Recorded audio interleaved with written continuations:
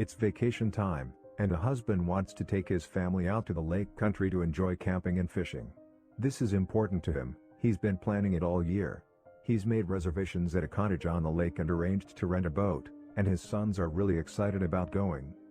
His wife, however, wants to use the vacation time to visit her ailing mother some 250 miles away. She doesn't have the opportunity to see her very often, and this is important to her. Their differences could be the cause of a major negative experience. The plans are set. The boys are excited. "We should go on the fishing trip," he says. "But we don't know how much longer my mother will be around, and I want to be by her," she replies. "This is our only opportunity to have enough time to do that. All year long we've looked forward to this one-week vacation. The boys would be miserable sitting around grandmother's house for a week. They'd drive everybody crazy. Besides, your mother's not that sick. And she has your sister less than a mile away to take care of her. She's my mother, too. I want to be with her. You could phone her every night. And we're planning to spend time with her at the Christmas family reunion. Remember? That's not for 5 more months. We don't even know if she'll still be here by then. Besides, she needs me, and she wants me. She's being well taken care of. Besides, the boys and I need you, too. My mother is more important than fishing. Your husband and sons are more important than your mother." As they disagree, back and forth, they finally may come up with some kind of compromise. They may decide to split up. He takes the boys fishing at the lake while she visits her mother. And they both feel guilty and unhappy. The boys sense it, and it affects their enjoyment of the vacation. The husband may give in to his wife, but he does it grudgingly. And consciously or unconsciously, he produces evidence to fulfill his prophecy of how miserable the week will be for everyone. The wife may give in to her husband, but she's withdrawn and overreactive to any new developments in her mother's health situation. If her mother were to become seriously ill and die, the husband could never forgive himself, and she couldn't forgive him either. Whatever compromise they finally agree on, it could be rehearsed over the years as evidence of insensitivity, neglect, or a bad priority decision on either part. It could be a source of contention for years and could even polarize the family.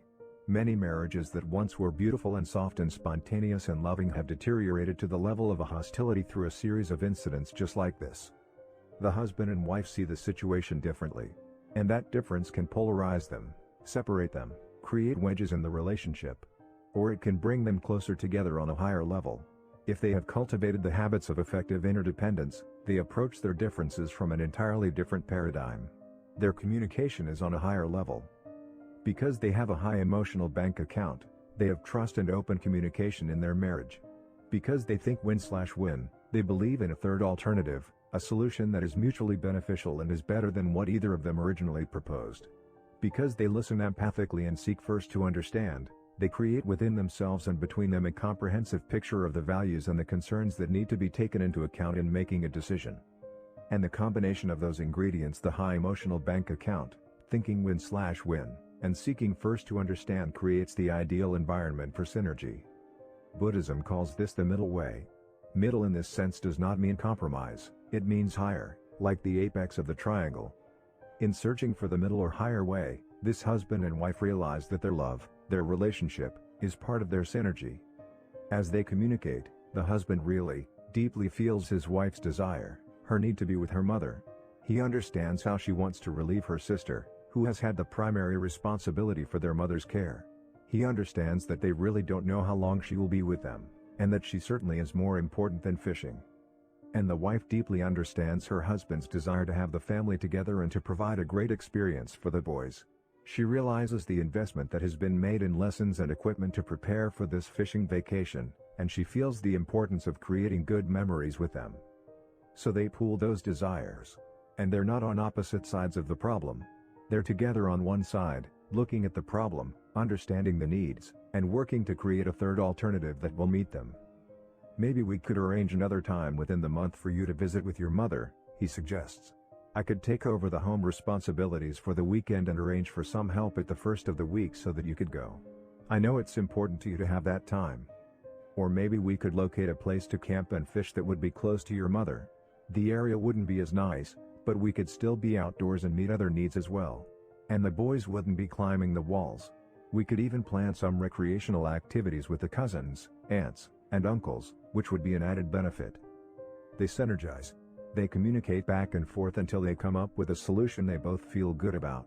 It's better than the solutions either of them originally proposed. It's better than compromise. It's a synergistic solution that builds P and PC. Instead of a transaction, it's a transformation. They get what they both really want and build their relationship in the process. Negative synergy. Seeking the third alternative is a major paradigm shift from the dichotomous, either/or mentality. But look at the difference in results. How much negative energy is typically expended when people try to solve problems or make decisions in an interdependent reality? How much time is spent in confessing other people's sins, politicking, rivalry, interpersonal conflict, protecting one's backside, masterminding, and second-guessing? It's like trying to drive down the road with one foot on the gas and the other foot on the brake. And instead of getting a foot off the brake, most people give it more gas. They try to apply more pressure, more eloquence, more logical information to strengthen their position. The problem is that highly dependent people are trying to succeed in an interdependent reality. They're either dependent on borrowing strength from position power and they go for win/lose, or they're dependent on being popular with others and they go for lose/win. They may talk win/win technique, but they don't really want to listen, they want to manipulate. And synergy can thrive in that environment. Insecure people think that all reality should be amenable to their paradigms. They have a high need to clone others, to mold them over into their own thinking. They don't realize that the very strength of the relationship is in having another point of view. Sameness is not oneness, uniformity is not unity. Unity, or oneness, is complementariness, not sameness. Sameness is uncreative and boring. The essence of synergy is to value the differences. I've come to believe that the key to interpersonal synergy is interpersonal synergy, that is synergy within ourselves. The heart of interpersonal synergy is embodied in the principles in the first 3 habits, which give the internal security sufficient to handle the risks of being open and vulnerable. By internalizing those principles, we develop the abundance mentality of win/win and the authenticity of habit 5. One of the very practical results of being principle-centered is that it makes us whole, truly integrated. People who are scripted deeply in logical, verbal, left-brain thinking will discover how totally inadequate that thinking is in solving problems which require a great deal of creativity. They become aware and begin to open up a new script inside their right brain. It's not that the right brain wasn't there, it just lay dormant. The muscles had not been developed, or perhaps they had atrophied after early childhood because of the heavy left brain emphasis of formal education or social scripting. When a person has access to both the intuitive, creative, and visual right brain, and the analytical, logical, verbal left brain, then the whole brain is working. In other words, there is psychic synergy taking place in our own head. And this tool is best suited to the reality of what life is, because life is not just logical, it is also emotional. One day I was presenting a seminar which I titled, Manage from the Left, Lead from the Right, to a company in Orlando, Florida. During the break, the president of the company came up to me and said, "Stephen, this is intriguing. But I have been thinking about this material more in terms of its application to my marriage than to my business. My wife and I have a real communication problem. I wonder if you would have lunch with the two of us and just kind of watch how we talk to each other?" "Let's do it," I replied. As we sat down together, we exchanged a few pleasantries. Then this man turned to his wife and said, "Now, honey, I've invited Stephen to have lunch with us to see if he could help us in our communication with each other. I know you feel I should be a more sensitive, considerate husband. Could you give me something specific you think I ought to do?" His dominant left brain wanted facts, figures, specifics, parts. "Well, as I've told you before, it's nothing specific. It's more of a general sense I have about priorities."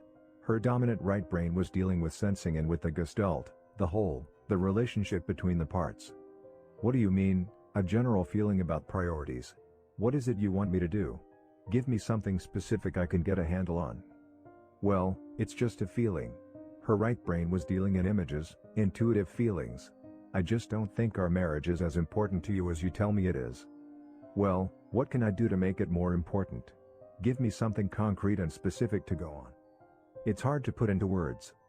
At that point, he just rolled his eyes and looked at me as if to say, "Stephen, could you endure this kind of dumbness in your marriage?" "It's just a feeling," she said, "a very strong feeling." "Honey," he said to her, "that's your problem. And that's the problem with your mother. In fact, it's the problem with every woman I know. Then he began to interrogate her as though it were some kind of legal deposition. "Do you live where you want to live?"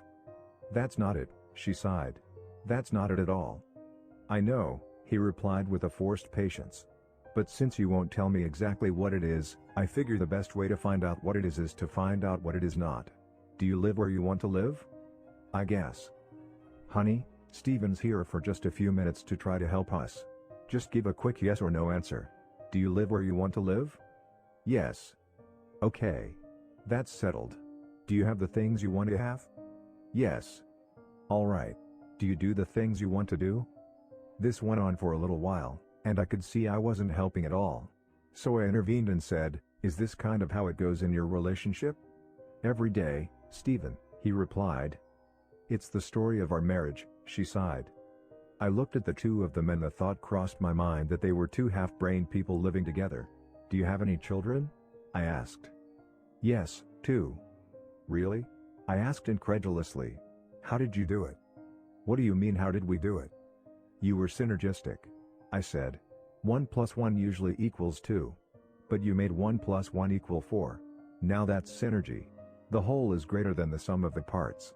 So how did you do it?" "You know how we did it," he replied. "You must have valued the differences," I exclaimed. "Valuing the differences." Valuing the differences is the essence of synergy, the mental, the emotional, the psychological differences between people. And the key to valuing those differences is to realize that all people see the world, not as it is, but as they are. If I think I see the world as it is, why would I want to value the differences? Why would I even want to bother with someone who's off track? My paradigm is that I am objective. I see the world as it is. Everyone else is buried by the minutiae, but I see the larger picture. That's why they call me a supervisor. I have supervision. If that's my paradigm, then I will never be effectively interdependent, or even effectively independent, for that matter. I will be limited by the paradigms of my own conditioning. The person who is truly effective has the humility and reverence to recognize his own perceptual limitations and to appreciate the rich resources available through interaction with the hearts and minds of other human beings. That person values the differences because those differences add to his knowledge, to his understanding of reality. When we're left to our own experiences, we constantly suffer from a shortage of data. Is it logical that two people can disagree and that both can be right? It's not logical, it's psychological. And it's very real. You see the young lady, I see the old woman. We're both looking at the same picture, and both of us are right. We see the same black lines, the same white spaces. But we interpret them differently because we've been conditioned to interpret them differently. And unless we value the differences in our perceptions, unless we value each other and give credence to the possibility that we're both right, that life is not always a dichotomous either/or, that there are almost always third alternatives, we will never be able to transcend the limits of that conditioning. All I may see is the old woman. But I realize that you see something else. And I value you. I value your perception. I want to understand. So when I become aware of the difference in our perceptions, I say, "Good. You see it differently. Help me see what you see." If two people have the same opinion, one is unnecessary. It's not going to do me any good at all to communicate with someone else who sees only the old woman also. I don't want to communicate, with someone who agrees with me. I want to communicate with you because you see it differently. I value that difference. By doing that, I not only increase my own awareness, I also affirm you. I give you psychological air. I take my foot off the brake and release the negative energy you may have invested in defending a particular position. I create an environment for synergy. The importance of valuing the difference is captured in an often quoted fable called The Animal School, written by educator Dr. R.H. Reeves. Once upon a time, the animals decided they must do something heroic to meet the problems of a new world, so they organized a school. They adopted an activity curriculum consisting of running, climbing, swimming and flying. To make it easier to administer, all animals took all the subjects. The duck was excellent in swimming, better in fact than his instructor, and made excellent grades in flying, but he was very poor in running. Since he was low in running, he had to stay after school and also drop swimming to practice running. This was kept up until his web feet were badly worn and he was only average in swimming. But average was acceptable in school, so nobody worried about that except the duck. The rabbit started at the top of the class in running, but had a nervous breakdown because of so much makeup in swimming. The squirrel was excellent in climbing until he developed frustrations in the flying class where his teacher made him start from the ground up instead of from the treetop down. He also developed Charlie horses from overexertion and he got a C in climbing and a D in running. The eagle was a problem child and had to be disciplined severely. In climbing class he beat all the others to the top of the tree, but insisted on using his own way of getting there. At the end of the year, an abnormal eel that could swim exceedingly well and also could run, climb and fly a little had the highest average and was valedictorian. The prairie dogs stayed out of school and fought the tax levy because the administration would not add digging and burrowing to the curriculum.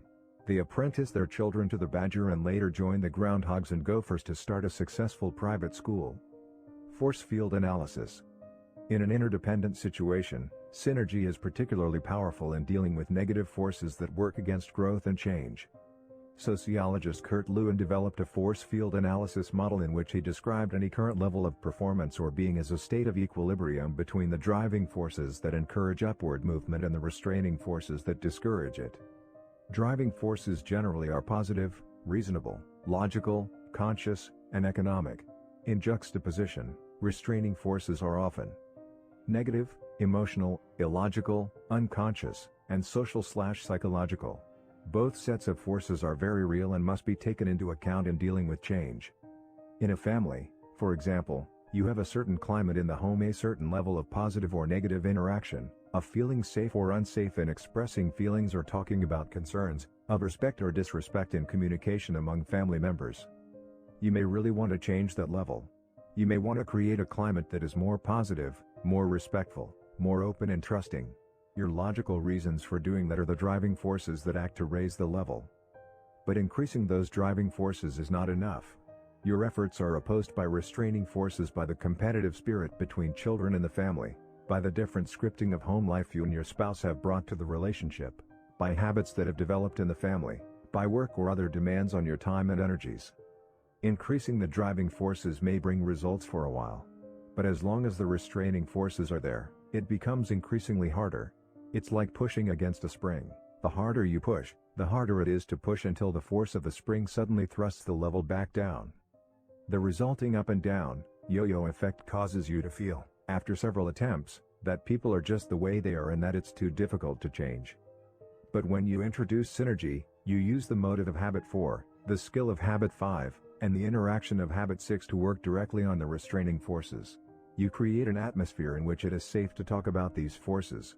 You unfreeze them, loosen them up, and create new insights that actually transform those restraining forces into driving ones. You involve people in the problem, immerse them in it, so that they soak it in and feel it as their problem, and they tend to become an important part of the solution. As a result, new goals, shared goals, are created, and the whole enterprise moves upward, often in ways that no one could have anticipated. And the excitement contained within that movement creates a new culture. The people involved in it are enmeshed in each other's humanity and empowered by new, fresh thinking, by new creative alternatives and opportunities. I've been involved several times in negotiations between people who were angry at each other and hired lawyers to defend their positions. And all that did was to exacerbate the problem because the interpersonal communication deteriorated as it went through the legal process. But the trust level was so low the parties felt they had no other alternative than to take the issues to court.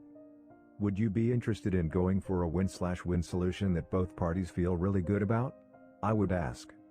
The response was usually affirmative, but most people didn't really think it was possible. If I can get the other party to agree, would you be willing to start the process of really communicating with each other? Again, the answer was usually yes. The results in almost every case have been astounding. Problems that had been legally and psychologically wrangled about for months have been settled in a matter of a few hours or days. Most of the solutions weren't the courthouse compromise solutions, either. They were synergistic, better than the solutions proposed independently by either party. And, in most cases, the relationships continued even though it had appeared in the beginning that the trust level was so low and the rupture in the relationships so large as to be almost irreparable.